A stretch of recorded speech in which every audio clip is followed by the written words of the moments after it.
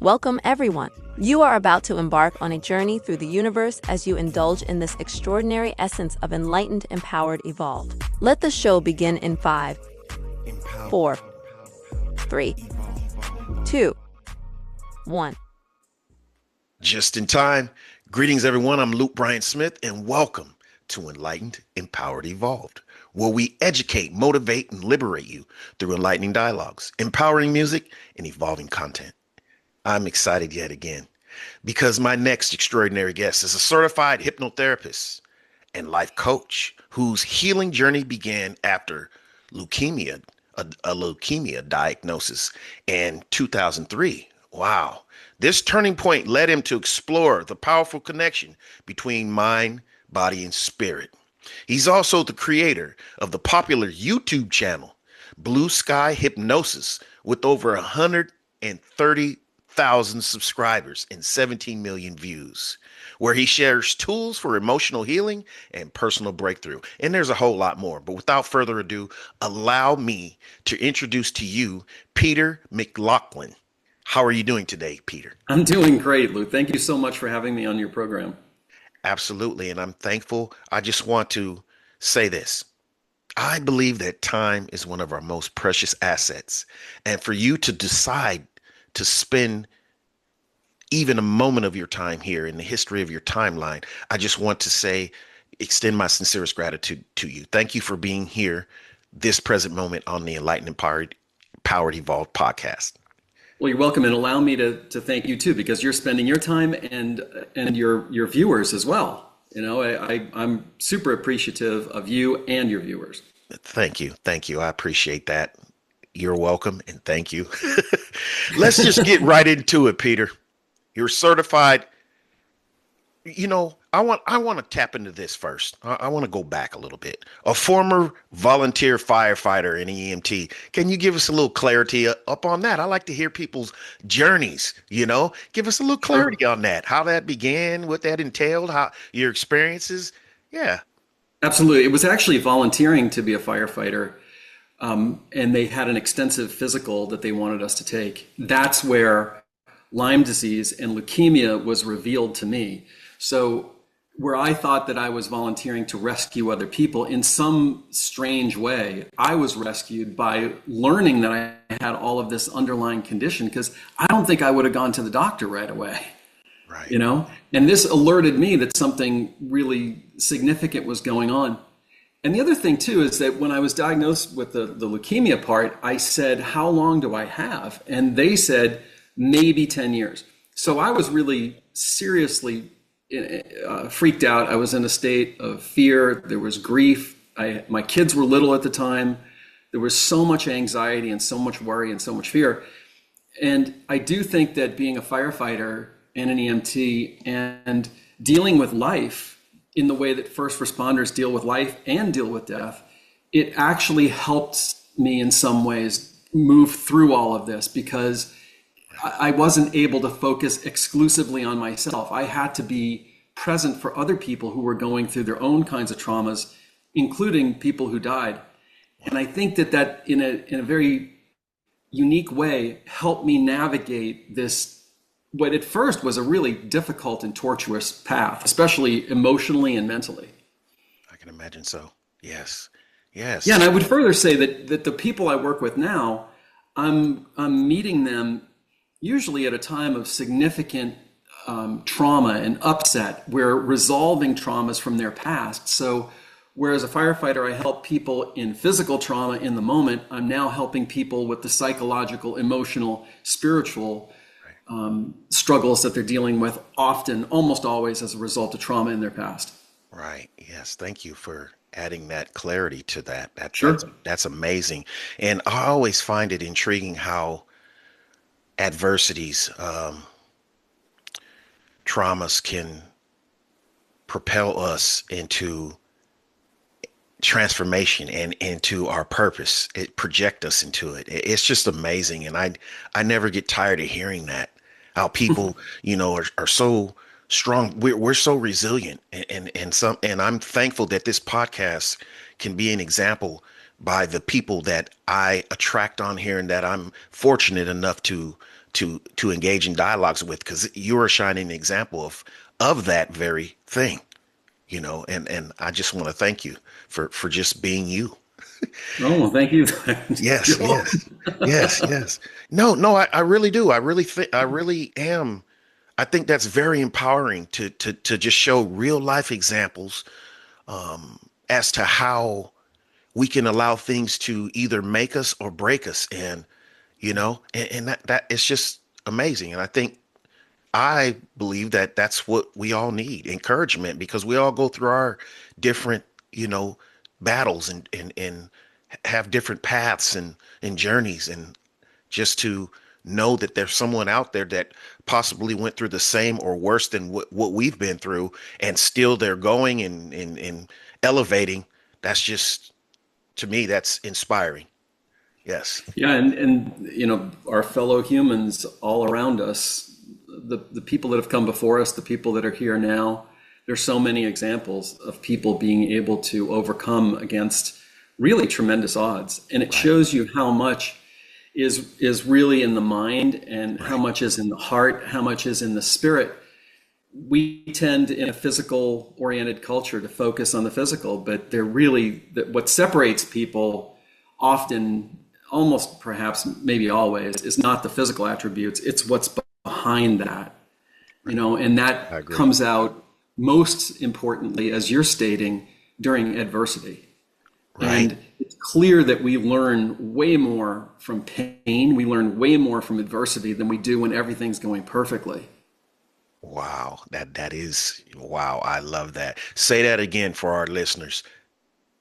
That, We learn more, we know we learn more through pain and adversity than we yes, do when everything is going exactly the way that we want it to go. exactly. Because they say that necessity is the mother of invention.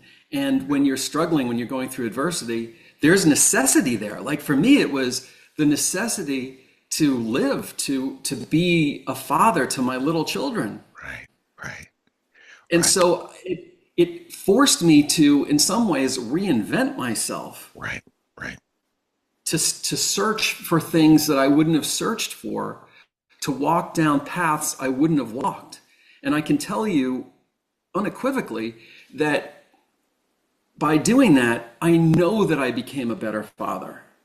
I know that I became a better husband, not by any stretch of the imagination perfect, but certainly much better than I would have been if I had just kept going down the path I was on. I agree. And I had a person explain to me once what happened, and I just loved her explanation. It said, "You got hit upside the head with a spiritual 2x4." Wow. I needed that, apparently, to get my attention, to change the path that I was on. And I can see in hindsight how the path that I was on was not going to take me to a great place. It was not going to take my family to a great place. And the change that this initiated actually did yield a much better life for all of us. And so it's weird, and I wouldn't wish it on anybody else, but I can't Right. imagine now taking all of that away and just keep on keeping on where I was when I was 41 years old, when I was diagnosed 23 years ago. Mm.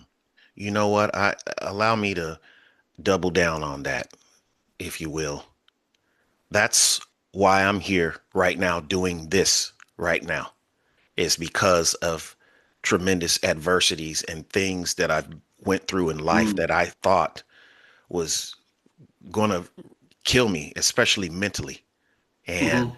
it propelled me to start looking within and, going down this path that I wouldn't have otherwise went on, this journey, this journey of self-discovery. And I wouldn't have did that without that tremendous pain that I encountered. And not saying that I don't go through still pain, but I mark this certain thing on the physical calendar and know exactly the year when Yeah. my eyes Yeah. started to open up and I became aware of things in a whole new light. And it just projected me. And when I look at myself, if I were to look at myself then and be able to project the future, I wouldn't have thought that I would be here speaking, having these enlightening dialogues with people from around the world, and it's just amazing, like you said, and I'm just reaffirming what you already explained. It's just amazing. I wouldn't wish it on anyone else. I'm reciting your words, but I couldn't imagine taking it away, because I wouldn't be here doing what I'm doing now, being the person that I am now. So yes, I agree with you, Peter. That it's remarkable to say it. It's remarkable to live it. right. It's probably difficult for some people to hear it, but no, anybody out there, if you're struggling right now, the Chinese character for crisis is the exact same character for opportunity. And what we're talking about here is the opportunity that is presented to all of us amidst a crisis. And that someday you may look back at whatever it is you're going through right now and say the same thing that you're saying, which is that was the catalyst for me. That's what opened my eyes. That's what caused me to go in a different direction. And thank God it did. Right. Wow. Amazing. This is wonderful.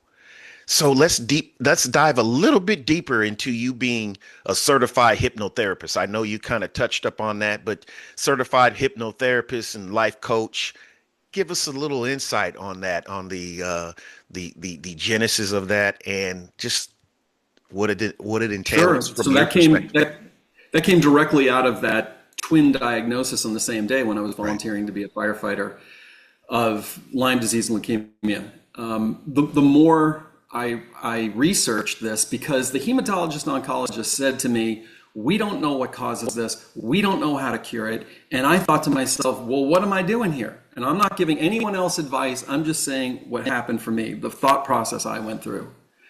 And so I started to throw myself into trying to learn as much as I could about this diagnosis. And the more I studied, the more I found myself being drawn from the purely physical cause and effect up into the emotional and the mental psychological, the power, in other words, that the mind has over the body.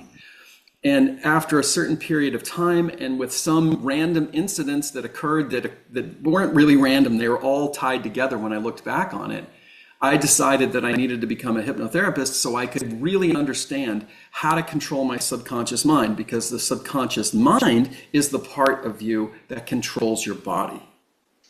Yes. And that's really what led me along this path. It took a couple of years. I was diagnosed in 2003 and I studied hypnotherapy in 2006 to get to that point where I wanted to become an expert in that so I could learn to control my own mind, to control my own body. Wow. Amazing. And just with that being said, it just sparked me to share this.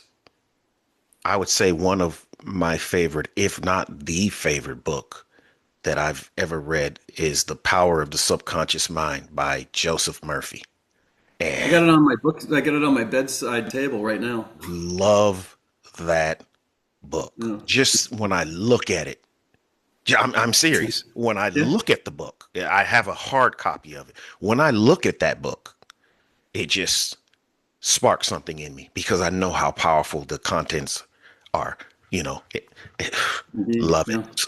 So just that is amazing for people that out there that don't understand. Your subconscious mind is the mind in there that you are not aware of, but it's okay. You breathe in your sleep. Your subconscious is doing that. Your heart's beating. You don't consciously do that. Your blood's flowing. You don't consciously do that. So yes, and patterns in your life, without you knowing, yeah. So that's right. It's very powerful. The good, the bad, and the ugly. It's all happening right there. Right. Right. If you find yourself in a negative pattern where let's say in relationships, for example, some people will say, they've been in 3 marriages and they all ended with tremendous pain, and it felt like it was the same thing all 3 times. That's being driven by patterns within your subconscious mind. You're unconsciously choosing your partner out of a big sea of opportunities. And it's not criticism, it's just a recognition of a subconscious pattern that's occurring. And then the patterns within the relationship, some people will describe patterns that are very similar with, these 3 different people. that's all coming from, I'm going to say, wounds in that person's life, that things probably that happened to them, let's say as a child, that set up something that felt really comfortable, even though it ultimately turned into something destructive. Wow, wow. And thank you for pointing that out. Thank you for everything that you've shared so far, but thank you for pointing that out, that we have patterns that we're not consciously aware of that keep reciprocating the same thing over and over. And oftentimes, from my perspective, when someone consciously points that out, we're oftentimes in denial, like, no, I'm not choosing the same person. No, I'm not. But if you really quiet yourself and get out of your own way, you'll see that you indeed are. You have these patterns, and the thing about the subconscious mind, and I'm sure you can attest to this, you can program it. You can tap into it, and eradicate those programs that no longer serve you. So it can be difficult. Absolutely. It can be. Yes. One of my favorite quotes is from the Swiss psychologist Carl Jung, very famous Carl Jung. psychologist. Yes. And he said, until you make the unconscious conscious, it will rule your life, and you will call it fate. Wow, that's very powerful. Yes. I think so too. It's one of my favorite quotes of all time. I absolutely adore that. Wow. And I'm also reminded as you speak of, and I'm sure you've seen it, the first Matrix movie, The Matrix. Oh yes. The movie that came out in 1999 or something. Yeah, I've seen them all. Right, because in the movie, they download programs, that's the word that they use, download programs into Neo, who's the protagonist, to learn how to fly a helicopter and to fight in these different martial arts styles and to be an expert marksman with firearms and all these other programs, because we're all running programs. That's the word that we use. Right. Yeah. And when you learn something, you're essentially creating a program. So if you are born in this country and you learn to speak English, that's a program. If later in life you learn to speak French, that's a program. Right. You have a program that you've developed to drive a car. You have a program that you've developed maybe to shoot a bow and arrow, whatever it is. Right. When we learn something and it becomes an unconscious competence, it has become a program. Right. And that's amazing when you point that out, because you have to be programmed, because you can't just pick up, like you just mentioned, shooting a bow and arrow and be as good as somebody who's really got into the programming of it. You're not gonna, even though all it is holding it and pulling it back and shooting it, your arrow's not gonna go like that guy that's programmed to do it. That's right. Yeah. So that's absolutely amazing. Let's touch on your popular YouTube channel, Blue Sky Hypnosis. Now, where did that name come from? It just came to you, first of all, and yeah, just give us a little insight on your channel. I'll tell you exactly where the name came from. Okay.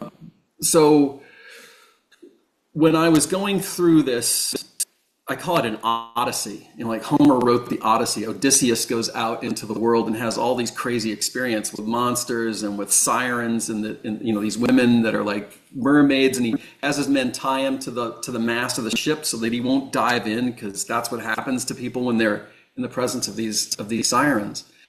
And I found my way to a school in Santa Fe, New Mexico, and part of what brought me there is the guy that founded it. It turned out was a former paramedic, and I heavily identified with being a first responder. And the focus of the school was the application of hypnotherapy to medical conditions, to medical issues. And I was like, this is perfect for me. And the way it all came to me was somebody walked into a store that I owned to ship a package, and it said Hypnotherapy Academy of America, Santa Fe, New Mexico. And I had this hour-long conversation with her and then thought nothing about it, and then it popped up again later. Right. Well, we had these intense days, 10 hours in class, and then after class, I would drive up to the mountains and go for a hike it was called the Chamisa Trail. And it was about an hour-long hike, and I would do it every day. And I was just so blown away by the beauty, the physical beauty of Santa Fe. In particular, as I was hiking up this trail, I would be looking at the sky the whole time. And the sky was this impossible blue. It was just so clear. And I could see the green of these trees and then this kind of rust color of the path. And I just felt so alive. I felt so hopeful. I felt like everything was possible. And we do have that phrase of a blue sky, which kind of means happiness. It means that anything is possible because you have this huge canvas on which to paint. So that's when I decided that I wanted to call the practice Blue Sky Hypnosis. Wow. That's amazing how that came to you that way, and that you were observant, enough to really put that together. But yeah, so your podcast, give us a little bit more insight on that. On the channel? Yes. Yeah. So the channel is really fueled. I mean, there's 259 videos, I think, is what's on there. And most of them are videos that are designed for people who are struggling with something. It's almost like a virtual session, but it has to be made in a generic sense. It can't be customized, obviously, to any individual person because it's for a broad audience.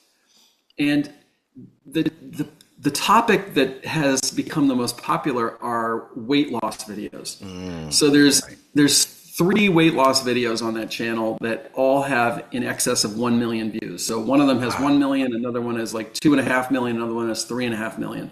And then there's other videos that are also weight loss that are 500,000 or 750,000 or whatever. Right. And what's really astonishing is that a number of those videos are called subliminal, also known as sub-audible videos. So what I do is I write out a script, I record that script, and then I tune it fairly low in terms of volume. And then I put something over it, so I mask it. It could be with the sound of rain or the sound of ocean waves or music. Right. So when a person listens to it, they don't really hear my voice clearly, consciously. They basically hear the masking sounds. But the way a subliminal or subaudible works is that the subconscious mind, which is about 1 million times more powerful than the conscious mind, the subconscious mind can absorb all of this material. So a person can listen to it while they're working on their computer or while they're sleeping at night or while they're watching TV, and they just tune it. It's just at a low level. And you can read thousands and thousands and thousands of comments of people saying, oh my God, I dropped 40 pounds over the last 12 months or something. And then the other weird thing is my husband lost 12 pounds and he didn't even know what I was doing. He just thought I was listening to rain sounds. And it just out of nowhere, he lost weight. So it's really cool reading what their experience is like, because the universe of people that listen to it is so large. It's great having one-on-ones in my office or remotely, but to get the feedback from, thousands or tens of thousands of people is incredible. That is absolutely amazing. I want to touch on a couple of things here. Number one, those of us that have YouTube channels that are into, social media, we know how difficult it is to not only find a niche, if you will, to get people even interested. And so I just want to congratulate you on providing something of service to people, to providing valuable content, wellness content that people want to tap into. And it clearly shows, with those numbers. And I just want to congratulate you on that. That's amazing. And thank you. Also, I wanted to touch on the subconscious mind part.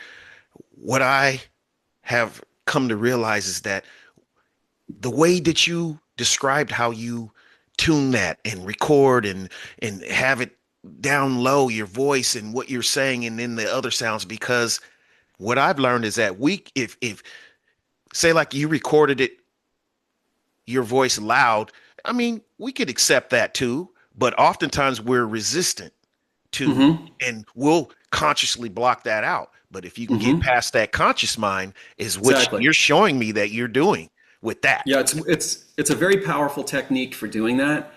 And for whatever reason, some people resonate more with the subliminal, other people resonate more with the audible. So I have both on there. Right. And it also kind of shows me what's possible. Like whenever you're listening to anything, it doesn't matter if it's on your television, your local news station, a political speech, whatever it is, a movie in a theater, there can be subliminal programming there. Absolutely. I don't know.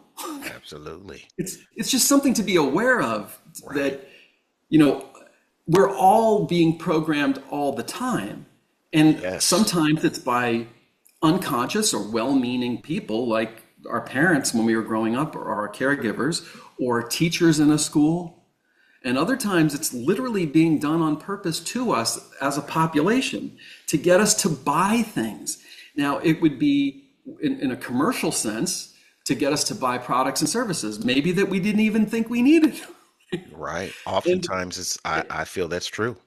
And in a political sense, wars are sold. Before countries go to war, if it's a large committed engagement, they usually prepare their population. They usually start selling the idea that we need to do this. Absolutely. Wow. So everything is sold, and this is a tool, and it's remarkable how powerful it is that we don't always have awareness if it's being deployed. Right. With that being said, I would like to add that is one of the main reasons why that I am more aware and use more discretion in regard to the words that I speak, the conversations that I engage in, what I listen to, what I expose myself to, because of that very fact. And there's people that I've shared this with that is still not convinced. Like, oh no, I can listen to this, and I'm not criticizing them. They just are not ready, but whether they believe that or not, they're being programmed, and all of what you're taking in visually, audibly, is programming you. So that's scientific. You can go against that all you want, so. One of the things that I hear from some of my clients, and maybe some of your listeners do this, is they go to sleep with the television on. And when you are sleeping, you are completely and utterly suggestible. It is as if you are in a deep hypnotic trance when you are asleep. And so if you have the television on, what's playing on there? Commercials for sure, I would imagine, are playing on there. Maybe there are newscasters talking about, horrible things that are happening around the world. And maybe this will cause your autonomic nervous system to move into a sympathetic or fight or flight response while you're sleeping. Maybe you'll grind your teeth.